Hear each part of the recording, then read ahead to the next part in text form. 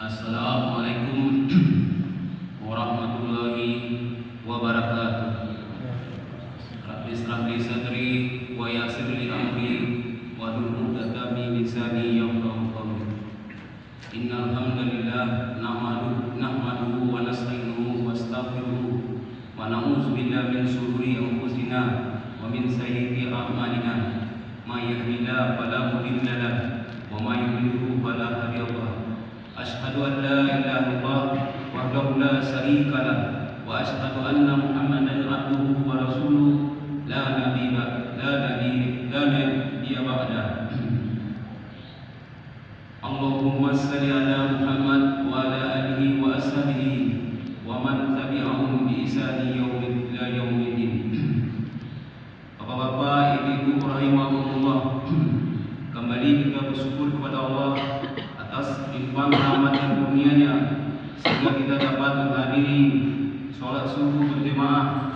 Semoga sholat subuh yang kita lakukan ini diterima oleh Allah Subhanahu wa taala. Hendaknya amin amin ya rabbal alamin.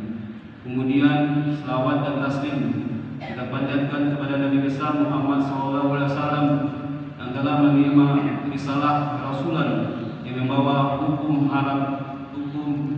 Allah, yaitu halal haram, boleh dan tidak boleh, yang diperintahkan oleh Allah Subhanahu wa taala, sehingga kita menuju jalan yang lurus, yaitu jalan menuju surga yang diridhai Allah Subhanahu wa taala.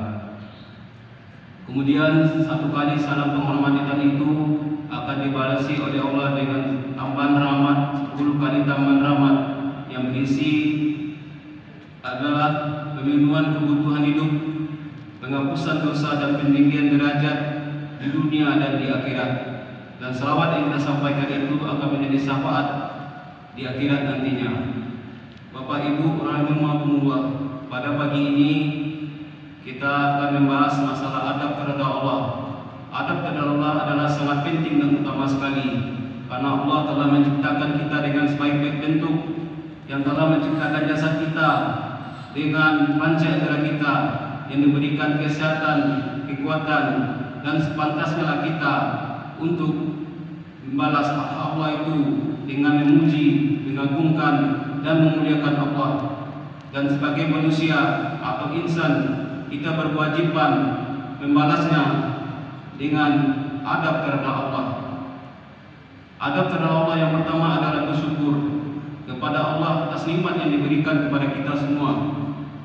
Betapa banyak nikmat Allah yang telah Allah berikan kepada kita, mulai dari kita dalam rahim sampai kita nanti menemui ajalnya, dan nikmat itu tidak terhitung jumlahnya. Setiap hari kita terima, setiap hari kita rasakan, dan sepantasnya kita bersyukur kepada Allah dengan cara kita harus mengakui di dalam hati bahwa nikmat itu benar-benar datang dari Allah. Kemudian kita harus mengucapkan dengan lisan kita kalimat alhamdulillah, tandanya kita bersyukur kepada Allah. Kemudian yang ketiga, kita harus menggunakan anggota badan kita untuk berubudiyah kepada Allah.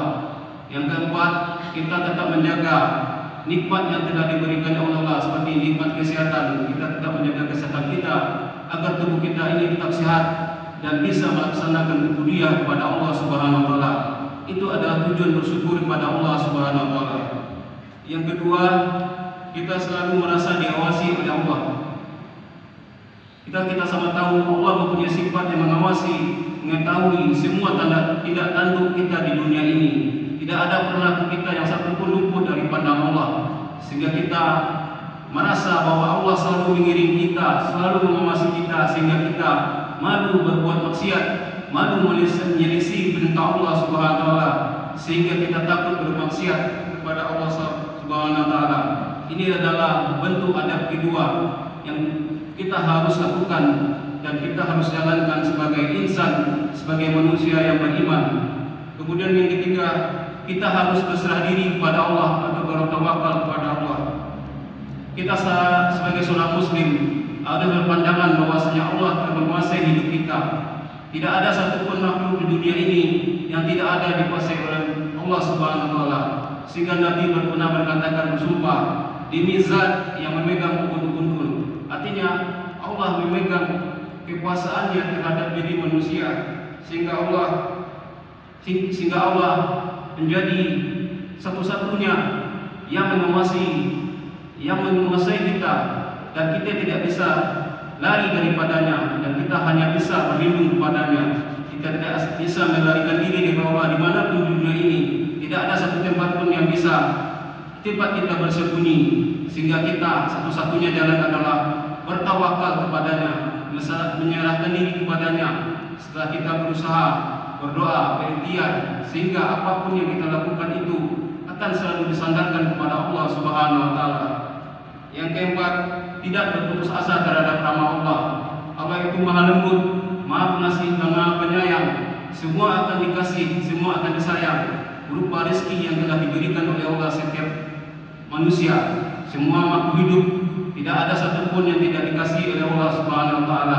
Sehingga yang terpenting adalah gimana kita selalu berdoa dengan merendahkan diri, bertawasul kepada Allah Subhanahu wa Ta'ala dengan kerendahan diri, bertawasul dengan perilaku dan amal ibadah kita yang kita lakukan di dunia ini.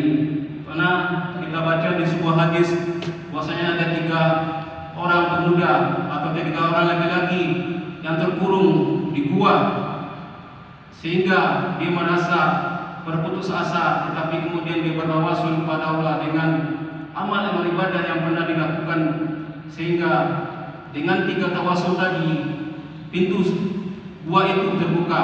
Itulah fungsinya kita beramal baik, sehingga amal baik kita itu kita bertawasul kepada Allah, bahwasanya Allah yang akan membantu kita dalam kita kesulitan. Yang kelima, takut kepada Allah. Sisa Allah sangat pedih. Sebenarnya Allah katakan, lain sakartum lain zadanakum apartum iza azabun sadid.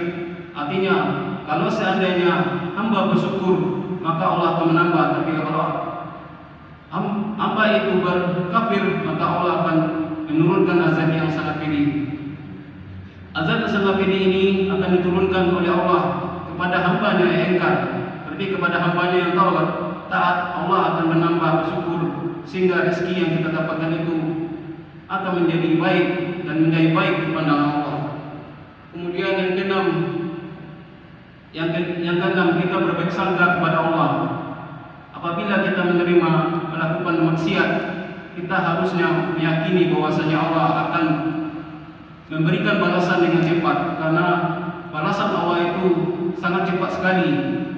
Seperti pernah kita kejadian di dunia ini pada tsunami 2004, begitu cepatnya Allah memberikan tsunami di Aceh, dan pun terjadi di negeri kita ini, di Kota Padang, gempa pada 2009. Sehingga apa yang kita rasakan ini adalah sesuatu yang buruk kalau seandainya kita berbuat keburukan atau berbuat maksiat. Kemudian juga kita berbuat sangka kepada Allah. Seandainya kita melakukan ketaatan, Allah akan membalasnya. Sehingga tidak beradab kalau orang yang berburuk sangka kepada Allah, bahwasanya Allah kita telah melakukan perbuatan baik, perbuatan yang sesuai dengan perintah Allah, tapi kita merasa bahwasanya Allah tidak melakukan pembalasan. Inilah ada satu adab yang buruk sekali bagi kita.